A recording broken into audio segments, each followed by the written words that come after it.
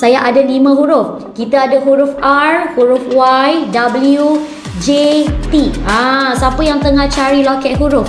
Arisa ada loket huruf. Apa yang saya boleh bagi tahu customer yang beli loket dengan saya untuk loket huruf ni, semua bagi saya feedback best. Tak ada yang bagi feedback tak best.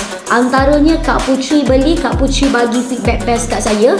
Dia kata harga bajet, tapi bila pakai item nampak besar, kasar. Bila kita pakai nampak, orang tengok dari jauh pun nampak. Ni lebar 1 cm korang. Lebar 1 cm untuk loket huruf R.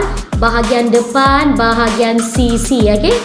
Okey, bahagian belakang. Nampak tak? Dia jenis yang tebal korang. Dia jenis yang tebal tapi bajet. Beli loket dengan Arisa yang hampa tengok loket huruf memang tak rugi. Sebab ini adalah design hard gold. Hard gold adalah design item yang ringan, jimat, bajet tapi besar bila dipakai. Sekarang kita buat design bermoden. Kita panggil design hard gold. Boleh untuk pakai daily, tidur, mandi, basahan, tak ada masalah. Hai korang, Arisa sini. Untuk akak-akak yang nak maklumat lebih lanjut ataupun nak lebih item trending-trending, boleh berhubung dengan admin kita melalui aplikasi WhatsApp.